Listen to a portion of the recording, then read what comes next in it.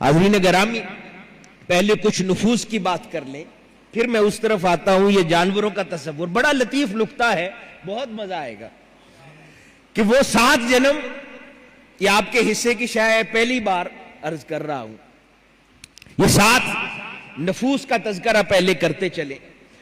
انسان جب انسانیت کے سب سے گھٹیا مقام پر ہوتا ہے، سب سے پست درجے پر ہوتا ہے، جہاں پر وہ ایسے گناہوں میں، ایسی لغزشوں میں، ایسے خطاؤں میں، ایسی گمراہی میں گم ہوتا ہے کہ وہ سٹیٹ جو اللہ رب العزت کے حضور سب سے ناپسندیدہ ہے۔ تو اس نفس کی کیفیت کو صوفیاء کرام لکھتے ہیں کہ اس نفس کو نفس امارہ کہتے ہیں۔ نفس امارہ کا لفظی مطلب ورغلانے والا نفس، انسٹیگیٹر، کہ جو گناہوں کی طرف ورغلاتا ہے، جو گناہوں کی طرف انسان کی توجہ مبذول کرواتا ہے، جو اسے گناہوں کی طرف اٹریکٹ کرتا ہے، جو اسے گناہوں کی طرف کھینچتا ہے، اس کو ورغلاتا ہے، اس کو ملوث کرتا ہے ان گناہوں میں، اس سیاہ اعمال کے اندر، ان پلید اعمال کے اندر۔ تو وہ نفس امارہ ہے۔ پھر وہ بیان فرماتے ہیں کہ جب کوئی انسان نفس امارہ کا حامل ہوتا ہے، سب سے پست درجہ نفس، تو اس کے اندر کس طرح کی برائیاں ہوتی ہیں؟ اس کے اندر طمع ہوتا ہے۔ اب ہر کوئی اپنے باطن میں جھانکے، انسان اپنی ڈائیکوٹمی خود کر سکتا ہے، ڈائسیکٹمی خود کر سکتا ہے، وہ بھانپ سکتا ہے اس کے اندر کیا ہے اور کیا نہیں ہے، اگر باطن میں توجہ کرے۔ تو نفس امارہ سب سے خدا کا ناپسندیدہ نفس، اس نفس میں انسان جب ہوتا ہے تو طمع میں مبتلا ہوتا ہے، حرص اور لالچ میں مبتلا ہوتا ہے، جہالت کا شکار ہوتا ہے، بدکاری، بدفعلی اور گناہوں کا شکار ہوتا ہے، وہ سرکش ہوتا ہے، وہ فسق و فجور میں مبتلا ہوتا ہے، وہ ہر وہ کام کرتا ہے جو خدا کی نافرمانی تصور ہوتا ہے، اور پھر وہ شدید غصے کا حامل ہوتا ہے، بار بار تھوڑی تھوڑی باتوں پہ بے پناہ غصہ آتا ہے، اور پھر وہ حاسد ہوتا ہے، لوگوں سے نفرت کرنے والا ہوتا ہے، حسد میں مبتلا ہوتا ہے، کسی کی خوشی سے خوش نہیں ہوتا، وہ جلتا ہے، اس میں صبر نہیں ہوتا، وہ بے انتہا لوگوں سے حسد کرنے والا ہوتا ہے۔ یہ وہ ساری خصوصیات ہیں جو نفس امارہ کے حامل شخص میں پائی جاتی ہیں۔ کوئی بھی اپنے باطن میں جھانک کر دیکھے تو وہ جان سکتا ہے کہ اگر کسی کی خوشی دیکھ کر اس کا دل جلا ہے، دل میں تکلیف ہوئی ہے، اس نے گھٹن محسوس کی ہے، تو جان جائے کہ وہ نفس امارہ سے نکلا نہیں ہے۔ برادرین گرامی، اس کا علاج صوفیاء کرام بیان کرتے ہیں، جو حضور شیخ الاسلام نے کئی بار یہاں پر آپ لوگوں کو ذکر بھی کروایا، یعنی ایک ایک مرض کا انڈیویجول علاج ہے کہ نگاہ رکھیں اور چن چن کے ان مرضوں کا خاتمہ انسان کرتا جائے۔ اور ذکر اذکار کے حوالے سے لا الہ الا اللہ کا وظیفہ اور ورد دیا جاتا ہے 70,000 مرتبہ کرنے کے لیے، تاکہ نفس امارہ سے نجات نصیب ہو جائے اگر کسی میں یہ نفس پایا جاتا ہے۔ کیوں کہ یہ وہ ساری برائی ہے جو خدا کے سوا ہے، اور انسان 70,000 مرتبہ اپنے جسم کی زبان اور پھر دل کی زبان سے پکار پکار کے کہتا ہے لا الہ الا اللہ، خدا کے سوا کوئی نہیں ہے۔ ہر وہ شے جو خدا کے سوا ہے اس کو جلا کر راکھ کرتا ہے، مگر تب اگر یہ لا الہ فقط جسم کی زبان سے نہیں بلکہ دل کی زبان سے ادا ہوگا۔ اسی طرح پھر انسان وہاں سے ترقی کر کے جس کو نصیب ہو جائے تو دوسرے نفس میں داخل ہوتا ہے، اس کو نفس لوامہ کہتے ہیں۔ اس کا لفظی مطلب ہے نکتہ چین نفس۔ جب انسان نفس لوامہ کا حامل ہوتا ہے، بدستور اس میں کچھ برائیاں نکل جاتی ہیں اور کچھ برائیاں سٹل اس میں باقی رہتی ہیں۔ وہ کون سی برائیاں ہیں جو باقی رہتی ہیں؟ اور کچھ برائیوں کا اضافہ بھی ہو جاتا ہے۔ وہ برائیاں ہیں، وہ بہت جذباتی ہو جاتا ہے، وہ ہیسٹی ہوتا ہے، جلد باز ہوتا ہے، کچھ پانے کے لیے، کچھ حاصل کرنے کے لیے اس میں صبر نہیں ہے، وہ جلد بازی کرتا ہے، ہر چیز میں جلد بازی کرتا ہے. پھر وہ بدستور فاسق ہوتا ہے، اس میں خود غرضی داخل ہو جاتی ہے، وہ خود غرض ہو جاتا ہے. پھر وہ شہوت کا مریض بھی رہتا ہے، بدستور نفس لوامہ میں شہوت میں مبتلا بھی رہتا ہے، جھوٹ بھی بولتا رہتا ہے، جھوٹ بولنے کا عمل نفس لوامہ تک جاری رہتا ہے، لوگوں سے دھوکہ دہی بھی کر سکتا ہے، مکر و فریب بھی کرتا ہے، غرور و تکبر کا شکار بھی رہتا ہے. حضور شیخ الاسلام فرماتے ہیں کہ بہت سے علماء، اکثر علماء بلکہ، اگر اللہ پاک ان سے خیر کا ارادہ نہ کرے تو نفس لوامہ کے حامل ہوتے ہیں.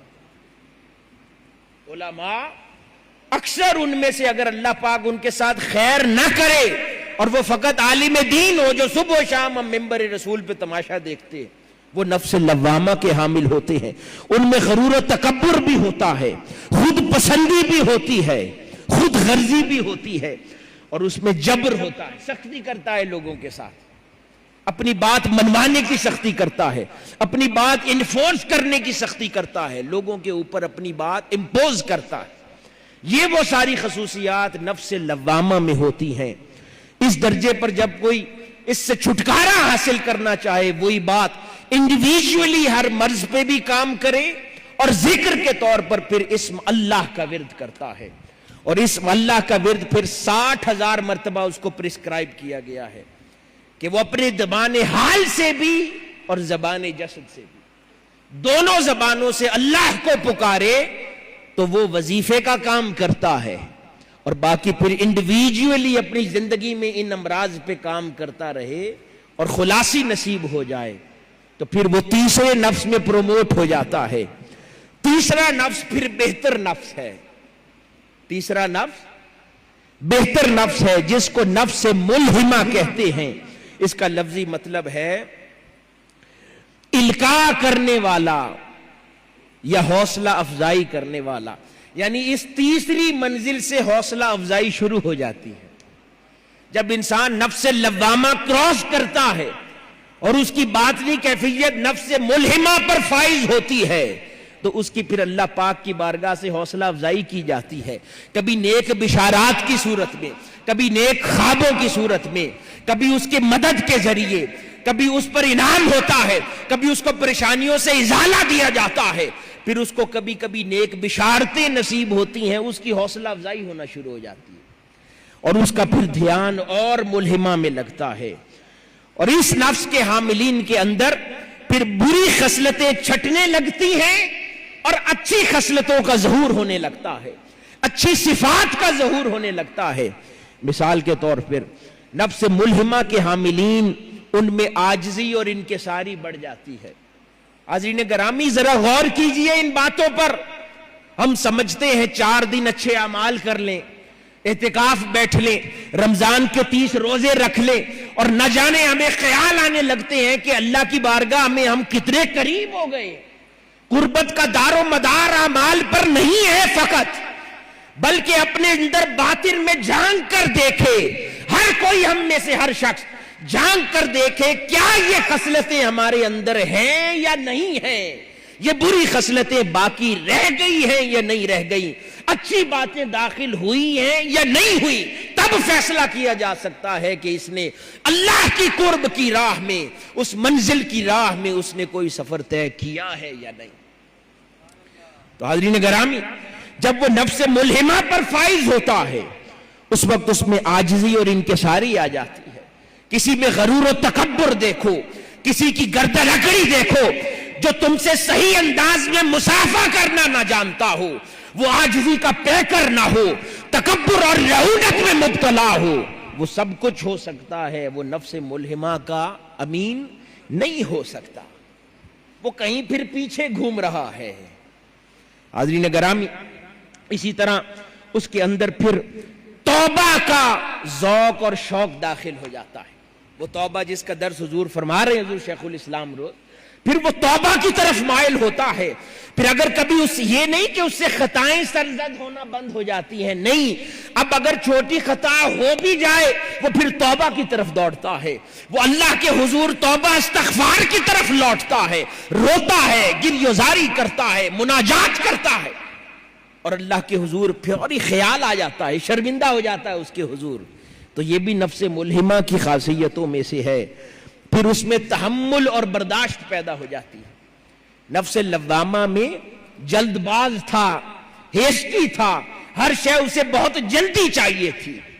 جب نفس ملہمہ میں داخل ہوا، اللہ پاک نے اس کو اب صبر دے دیا، برداشت دے دی، اب اس کی جذباتیت جاتی رہی، اب اس میں حوصلہ آ گیا، ٹھہراؤ آ گیا۔ ہم کہتے نہیں ہیں کبھی نوجوانوں سے، بچوں سے کہ بیٹے بہت جذباتی ہو، بہت جلد باز ہو، ہر شے میں جلدی کرتے ہو، اطمینان سے ٹھہر ٹھہر کے کیا کرو تاکہ کام صحیح انجام پائیں۔ یہ وہ نفس لوامہ کی خصوصیات ہیں۔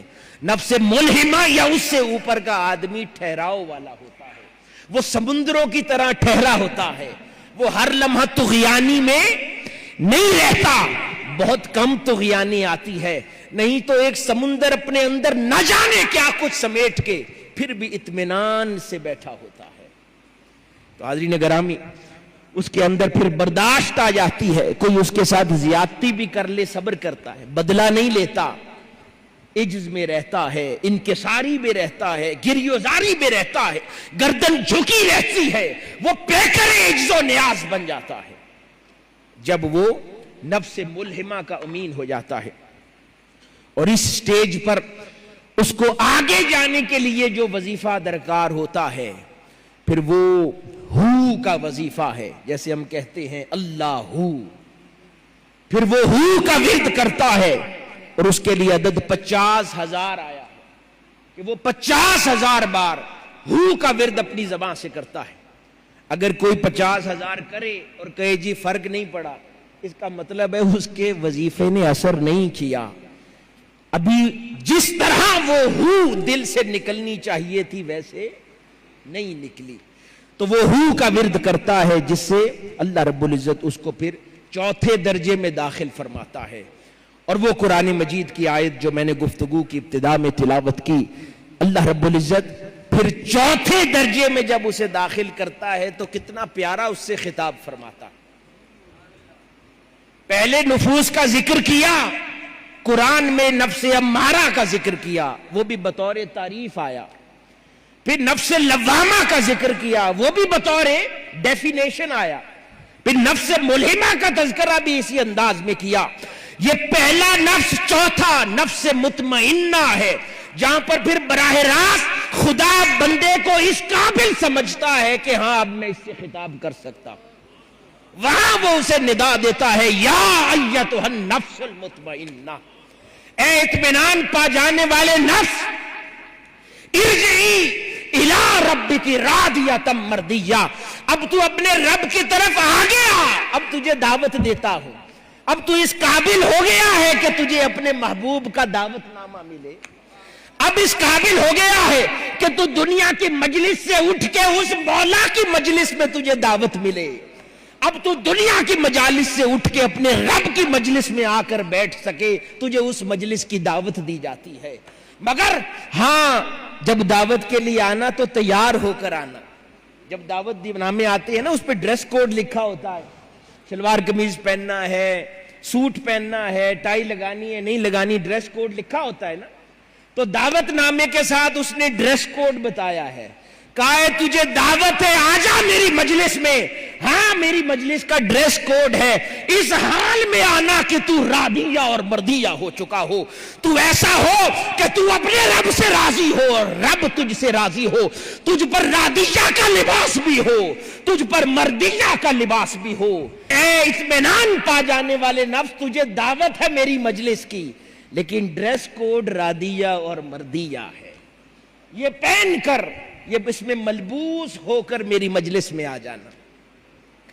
حاضرین گرامی، جب انسان نفس مطمئنہ پر فائز ہوتا ہے، یہاں سے عرفاء اولیاء لکھتے ہیں کہ یہاں سے ولایت کا آغاز ہوتا ہے، یعنی اللہ رب العزت نے حقیقی معنوں میں پہلا خطاب اپنے ولی سے ہی کیا ہے۔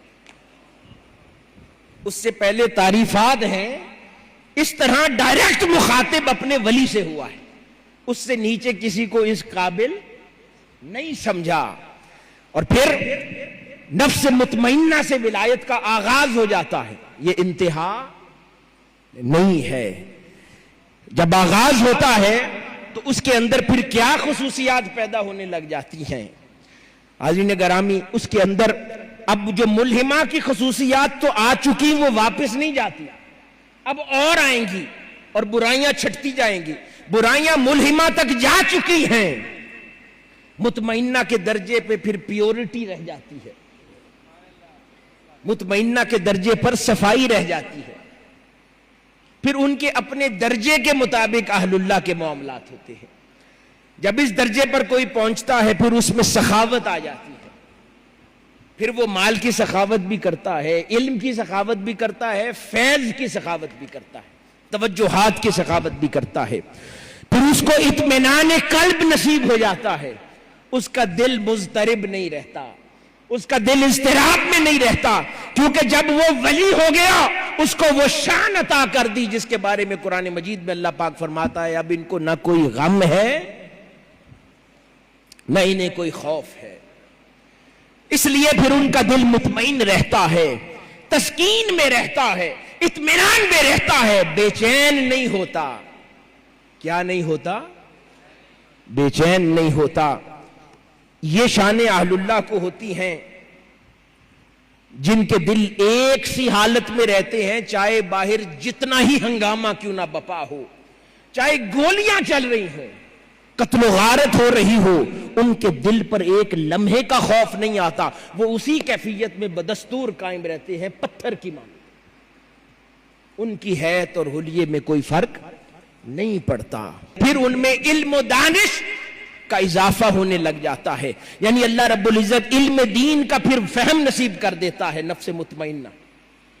یعنی پھر وہ چاہے علم دین میں بہت زیادہ پڑھے ہیں یا نہیں پڑھے، وہ جو حضور شیخ الاسلام خرد میں فرما رہے تھے نا کہ اللہ رب العزت ان کو برہان نصیب کر دیتا ہے، یعنی علم دین کے ذریعے اور فہم کے ذریعے ان کو غلط اور صحیح کی پہچان ضرور ہوتی ہے. ہو سکتا ہے وہ آپ کو قرآن یا حدیث سے دلیل نہ دیں، لیکن انہیں پتہ ہے کہ کیا سچ ہے کیا غلط ہے، کیا قرآن میں درست ہے کیا غلط ہے. وہ برہان نصیب ہو جاتی ہے علم دین اور دانش کے ذریعے. پھر وہ صاحب احسان ہو جاتے ہیں، نفس مطمئنہ کے امین. اور اللہ رب العزت کے حضور ملہمہ میں صبر کرنا سیکھا تھا، مطمئنہ میں وہ شاکر بھی ہو جاتے ہیں. وہ ہر لمحہ پہلے وہ تکلیف پر صبر کرتا تھا جب ملہمہ کا امین تھا، جب مطمئنہ کا امین ہو جاتا ہے وہ تکلیف پر شکر کرنے والا ہو جاتا ہے. اب وہ فقط تکلیف پر صبر نہیں کرتا، وہ چھوٹا درجہ تھا، وہ اہل ملہمہ کرتے تھے. جب وہ مطمئنہ والوں میں سے ہوا وہ تکلیف پر بھی شکر کرنے والا ہو گیا، کیونکہ تکلیف بھی وہ دیکھتا ہے میرے محبوب کی طرف سے آئی ہے، میرے مولا کی طرف سے آئی ہے، میرے پیارے کی طرف سے آئی ہے. اب صبر نہیں کرتا بلکہ اس پہ بھی شکر کرتا ہے.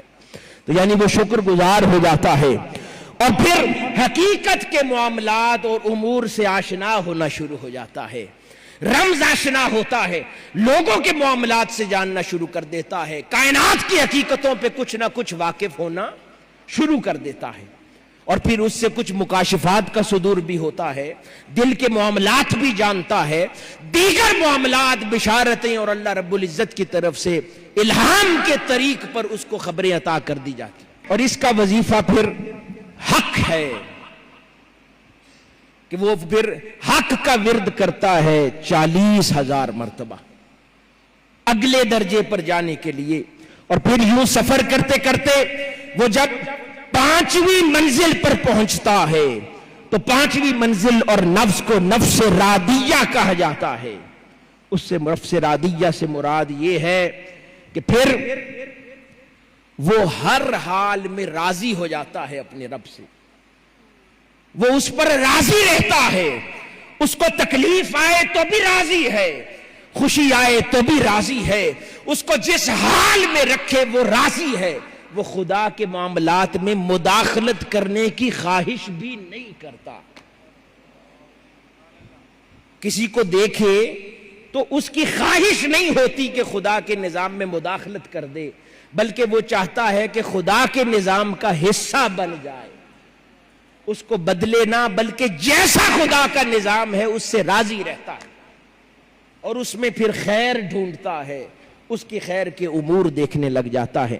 اور جب حاضرین گرامی، جب وہ رادیہ پر فائز ہوتا ہے، اس کے اندر پھر جو چیزیں داخل ہوتی ہیں ان میں سے پہلی شے کرامات کا ظہور ہے۔ پھر اس سے کرامات کا ورود اور ظہور بھی ہونے لگ جاتا ہے نفس رادیہ پر، اور پھر اس کی شخصیت اعتدال پذیر ہو جاتی ہے۔ بڑی خوبصورت بات، ہم کئی بار سمجھتے ہیں نا، ہم گڈمڈ کرتے ہیں، سارے لفظ جمع کر دیتے ہیں کہ یہ بھی ہو، یہ بھی ہو، یہ بھی ہو۔ ان صوفیاء نے کتنے خوبصورت انداز میں سائنس بیان فرمائی ہے، کہا نہیں، پہلے تم چاہ کے بھی اعلیٰ درجہ اعتدال نہیں حاصل کر سکتے، کہیں نہ کہیں بائسنس رہے گی، کسی ایک جانب کا غلبہ رہے گا۔ ہاں، جب خدا تمہیں رادیہ پر فائز کر دے گا، ان لوگوں کو صاحب اعتدال کہا جاتا ہے۔ پھر وہ اعتدال پر فائز ہو جاتے ہیں، ان کی شخصیت کی شناخت ہی اعتدال بن جاتی ہے، ہر شے میں معتدل ہوتے ہیں۔ دنیا کے معاملات میں بھی کئی بار، میں بڑی خاص نکتہ عرض کرنے لگا ہوں، ہم کئی بار صوفیاء کو دیکھتے ہیں درویشی میں، فقیری میں، اپنے اوپر بہت جبر کر رہے ہیں، تکلیف کر رہے ہیں، صحراؤں میں ہیں، کٹیاؤں میں ہیں، جنگلوں میں ہیں۔ ہم ان کے حال الیے دیکھ کر تصور کرتے ہیں کہ نہ جانے کتنا بڑا ولایت کے درجے پر بیٹھا ہے۔ حاضرین گرامی، جان لیں وہ ولایت کے درجے ہیں لیکن رادیہ سے نیچے ہیں۔ وہ نفس ملہمہ یا نفس مطمئنہ کا امین ہوگا جو اس طرح کے انداز میں ہوگا، جس کو خدا رادیہ دے دیتا ہے، اس میں اعتدال آ جاتا ہے، وہ دنیا بھی اعتدال سے جیتا ہے، وہ خدا کے احکام کی بجا آوری بھی اعتدال سے کرتا ہے، وہ شریعت کا پابند بھی اعتدال کے ساتھ ہوتا ہے، وہ خدا کے حضور سجدہ ریز بھی اعتدال کے ساتھ ہوتا ہے۔ وہ اعتدال کا پیمانہ جو قرآن اور احادیث رسول صلی اللہ علیہ وآلہ وسلم نے عطا کیا ہے۔ پھر وہ اپنی خواہش سے اپنی ذات پر جبر نہیں کرتا، پھر جو حدود و قیود، جتنی ریاضت کی حد خدا اور مصطفیٰ نے مقرر کی ہے وہ اس میں جیتا ہے۔ پھر یہ نہیں کرتا کہ اگر تاجدار کائنات صلی اللہ علیہ وآلہ وسلم کی سنت 8 رکعت نماز تہجد ہے رات کو، پھر اس کا وظیفہ وہی 8 رکعت پڑھنا ہوتا ہے، کیونکہ پھر زندگی اعتدال ہے۔ اب وہ ریاضتوں کی سخت بھٹیوں سے آگے نکل آیا۔ ملہمہ میں وہ اپنی نفس کشی کرتا تھا، اپنے اوپر ظلم کرتا تھا، اپنے آپ کو بھوکا مارتا تھا، کیونکہ ابھی سفر کرنا تھا، کیونکہ ابھی باطن کی برائیوں کا خاتمہ کرنا تھا۔ وہ ساری رات کبھی اپنے بالوں کو رسی سے باندھ کر لٹکاتا تھا کہ نیند کے جھونکے نہ آئے، کبھی 3 دن بھوکا پیاسا رہتا تھا کہ نفس کو موت نصیب ہو جائے۔ کبھی کیسی ریاضت کرتا تھا، کبھی دنیا کی آلائشیں اور آسائشوں کا تارک ہو کر جنگلوں میں نکل جاتا تھا، لیکن جب اللہ رب العزت نے اس کو رادیہ کا بلند مقام عطا کیا، وہ جنگلوں سے پھر لوٹ آیا شہروں میں۔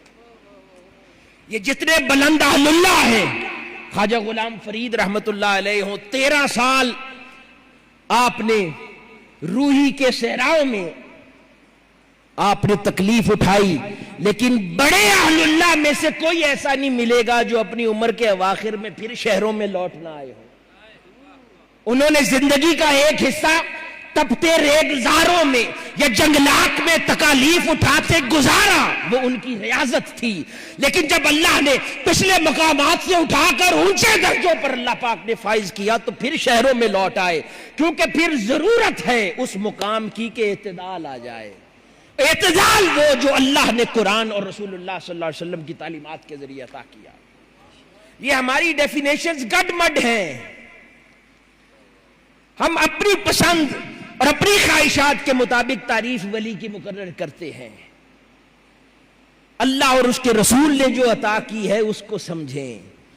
یہ سب ریاضتیں ضروری ہیں آج ہمیں، لیکن جس کو بلند پایا اہل اللہ، جن کی صحبتوں میں ہم لوگ بیٹھتے اٹھتے ہیں، ان کی زندگی کے اعتدال دیکھیں، دنیا بھی اعتدال سے جیتے ہیں، اولاد کو بھی بالکل اپنے حال پر نہیں چھوڑا، ان کے حقوق بھی پورے کرتے ہیں، دین کے حقوق بھی پورے کرتے ہیں، اپنے نفس کے حقوق بھی پورے کرتے ہیں، اور پھر اللہ رب العزت کے حضور اپنی ترقی اور بلندی کا سفر بھی جاری رکھتے ہیں۔ تو ہمارے قائد نے تحریک منہاج القرآن کے ہر فرد کو اعتدال سکھایا ہے یا نہیں سکھایا؟ سکھایا ہے۔ تو اب بات سمجھ آئی کہ یہ اعتدال کون سی شے لاتی ہے؟ اعتدال تو شروع سے ہی چاہیے، لیکن فرمایا کہ تم اس پر قابو نہیں پا سکو گے جب تک راضیہ نہ مل جائے، قابو تب پاؤ گے جب نفس راضیہ پر فائز ہو جاؤ گے، اور پھر اس کے اندر نفس راضیہ میں عشق اور محبت کا بتدریج اضافہ ہونے لگ جاتا ہے۔ پہلے اس کے اوپر ریاضت، خاکساری، عجز و نیاز کا ملہمہ میں غلبہ تھا، اس کو اپنے گناہ نظر آتے تھے۔ وہ جو حضور شیخ الاسلام فرما رہے تھے رات کو نا کہ چھوٹے چھوٹے گناہ بہت بڑے نظر آتے تھے، وہ ملہمہ تھا کہ جب چھوٹی چھوٹی برائیاں بہت بڑی کر کے دیکھتا تھا، اس پر پشیمان ہوتا تھا، اس پر روتا تھا، مناجات کرتا تھا، اس کا تارک ہونے کی کوشش کرتا تھا۔ پھر جب مطمئنہ ہو گیا، اللہ پاک نے اس کو صبر دے دیا، اس کو کچھ امید دے دی کہ تیری ملہمہ کے دور کی ریاضت کچھ قبول کر لی، اسے اب امید مل گئی، اطمینان ہو گیا، اسے پتہ چل گیا کہ اب میرا دامن پکڑا گیا ہے، میرا ہاتھ اب کسی نے تھام لیا ہے، اب اس جہاں میں تنہا نہیں ہوں۔ وہ اطمینان اس کو مطمئنہ پر نصیب ہو گیا، اور پھر جب راضیہ میں گیا، اب اس مالک حقیقی جس نے اس کو مطمئنہ میں اطمینان دیا تھا، اب اس سے پیار ہونا شروع ہو جاتا ہے۔ اے مجھے اطمینان دینے والے، اب میں تیری طرف انس محسوس کرتا ہوں، اے مجھے اطمینان دینے والے، اب مجھے تو پیارا لگتا ہے، اے اطمینان دینے والے، اب تو میرا محبوب بنتا جا رہا ہے، اے مجھے اطمینان دینے والے، اب تجھ سے میں ڈرتا نہیں ہوں، ڈرتا ہوں تجھ سے، لیکن اس ڈر میں پیار پوشیدہ ہے، اب تجھ سے پیار کرتا ہوں، اب تیری دوزخ سے نہیں ڈرتا، تیری ناراضگی سے ڈرتا ہوں، اب تیری آگ سے نہیں ڈرتا، تیرا چہرہ مجھ سے پھیرے جانے سے ڈرتا ہوں، اب تیری دوزخ کے عذاب کی باتیں سن کر خوف نہیں آتا، خوف اس بات سے آتا ہے کہ کہیں تو مجھ سے چہرہ نہ پھیر لے، کہیں تو مجھ سے کلام بند نہ کر دے، کہیں تیری توجہ مجھ سے ہٹ نہ جائے، کہیں تیرے انعام مجھ پر بند نہ ہو جائیں۔ ڈر کی نوعیت بدل جاتی ہے، کس مقام پر؟ راضیہ کے مقام پر۔ اور پھر حاضرین گرامی، اس مقام میں پھر وہ ہر وہ شے جس سے منع کیا گیا ہے اس سے اجتناب کرتا ہے، وہ ایک زون اپنے ارد گرد بنا لیتا ہے اور ہر نافرمانی کی شے چھوڑ دیتا ہے، ہر ڈاؤٹ فل شے بھی چھوڑ دیتا ہے، جس میں ہلکا سا گمان بھی جائے، یہ اس کی شناخت ہو جاتی ہے۔ اور پھر اس کا سونا، اس کا کھانا، ان چیزوں کے اندر گریجولی کمی لانا شروع کر دیتا ہے۔ اسی طرح پھر اللہ پاک اس کو جو وظیفہ عطا فرماتا ہے وہ ہے حی، ہم کرتے ہیں نا حیو یا قیوم، تو اس کا پہلا اسم مبارک حی، یہ وظیفہ ہے جو اس کو 30,000 مرتبہ کرنے کے لیے دیا جاتا ہے۔ یہ ہم ارلی سٹیج پہ سارے وظیفے کر لیں تو اچھا سویٹ ڈش بن جاتی ہے مکسچر، لیکن وہ ضروری نہیں ہے کہ آپ کی مرض کا علاج بھی ہے۔ یہ اسی طرح ہی ہے کہ کوئی نہ کوئی مرض تو ہوگی مجھے، چلو یہ 8-10 دوائیاں جمع کر کے اکٹھے کھا لیتا ہوں۔ ہم ایسے ذکر کرتے ہیں، ہمارا ذکر ایسا ہوتا ہے 8-10 دوائیاں جمع کر کے ساری ایک نشست میں کر دیتے ہیں کہ کوئی تو لگے گی۔ اس لیے صحیح تشخیص کے بعد اس کا علاج کرنا ضروری ہے، اور جب انسان چھٹی منزل پر پھر پہنچتا ہے اس کو نفس مردیہ کہتے ہیں۔ نفس راضیہ پر پہلے وہ اپنے رب سے راضی ہوا تھا، اب جب وہ نفس مردیہ پر فائز ہوتے ہیں اس کو ندا دی جاتی ہے اب تیرا رب بھی تجھ سے راضی ہو گیا، اب تیرا رب بھی تجھ سے راضی ہو گیا۔ حاضرین گرامی، اب مردیہ کا مقام جلیل القدر اہل اللہ کا ہوتا ہے۔ اس مردیہ کے فائز پھر غوث اور اقطاب ہوا کرتے ہیں، مردیہ کے امین غوث اور اقطاب ہوا کرتے ہیں، یہ سب سے بلند درجہ ہوا کرتا ہے مردیہ، جس پر اللہ رب العزت سے رضا کی خبر مل جاتی ہے کہ تو نے جو سفر شروع کیا تھا لوامہ سے ملہمہ تک آیا، ملہمہ سے تو مطمئنہ تک آیا، پھر راضیہ تک آیا، تیرا سفر میں نے قبول کیا، میرے بندے میں تجھ سے راضی ہو گیا۔ اس پر پھر فائز، ابدال، غوث، قطب، یہ درجے کی شخصیات ہو جاتی ہیں۔